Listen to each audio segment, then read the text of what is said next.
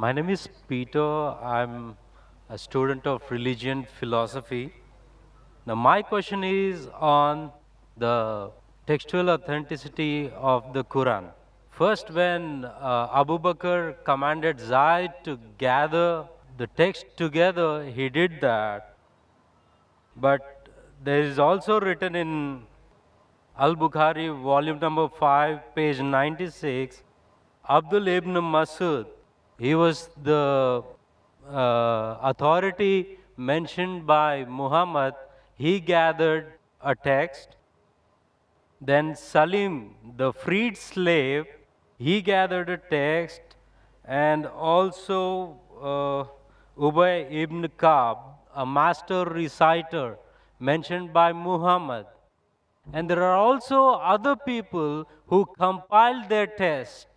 But when Usman became the Khalifa, he ordered Zayed to make replicas, 7 replicas of his text and sent it to the different parts and ordered those previous texts to be burned.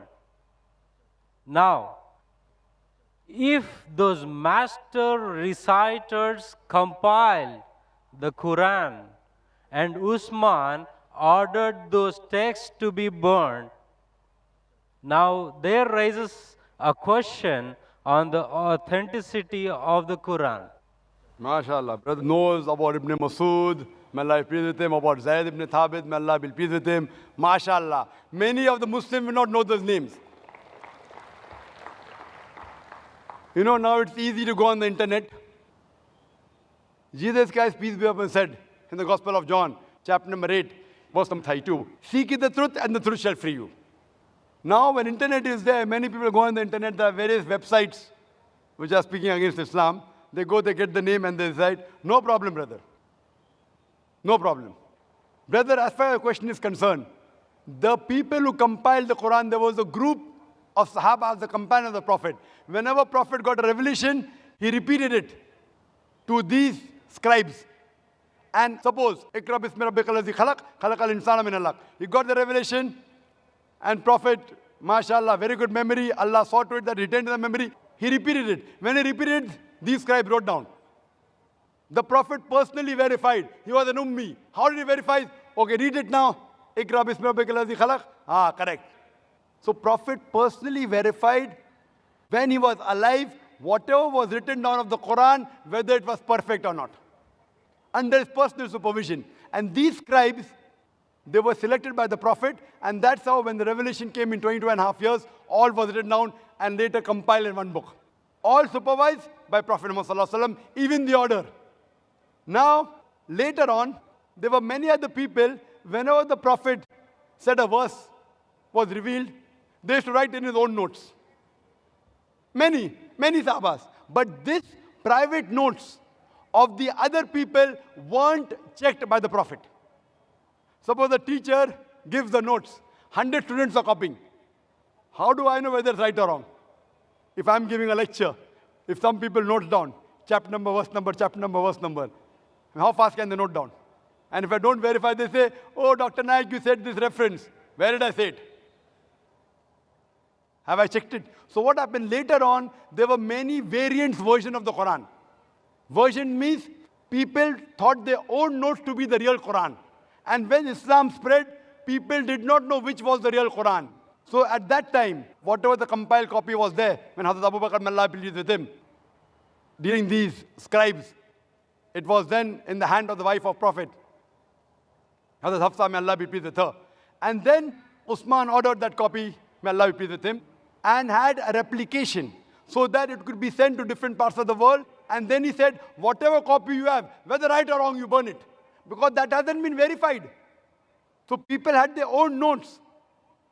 Suppose someone makes notes of my lecture, there are people making here notes.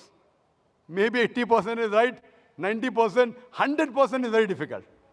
Correct? 100% is very difficult. So 80%, even if it's 100% correct, if I give you now, this is the book of my lecture. You know, you'll be getting a book now. Quran and Modern Science. Authenticated by me. Your notes, you throw it away. Why does he require the notes? I have given you a book. Anyway, you aren't getting the full lecture. You're getting part of the lecture, Quran Modern Science. Now that part I'll tell you, brother, throw that notes away. This is correct. Authenticated by me, Dr. Zakir Naik. My book. The same way, whatever was authenticated by the Prophet, the revelation of Allah subhanahu wa ta'ala, Hazrat Usman, may Allah be pleased with him, he said, all the other copies should be burned. That does not mean there was variant Quran. There was one Quran that was revealed. But people, when they wrote with their own notes, there were differences. So that's the reason now one of those copies is even today present in Koptaki Museum in Istanbul. So this, and if you check it with today's Musaf, it is exactly the same. Word to word, letter to letter. That's the way. Even if you try to change it, you cannot, because today there are millions of people who know the Quran by heart. And here in our audience, mashallah, we have many huffaz, mashallah, who know the Quran by heart. Even if you burn the copy, you get all the huffaz together, you get together, again the original Quran, word to word, letter to letter can be reproduced. Hope that answers the question. But isn't it the same with the master reciters at the time of Muhammad? And the Zaid's text was compiled only after the death of Muhammad. That's totally wrong to say that. What we have to realize that Zayd ibn Thabit, he was appointed as the chief of the scribes. There were many Sahabas together. He was appointed as the chief. And this was personally verified by Prophet Muhammad sallallahu alaihi wasallam. And later on, at the time of Hazrat Abu Bakr, may Allah be pleased with him, it was made into a book form.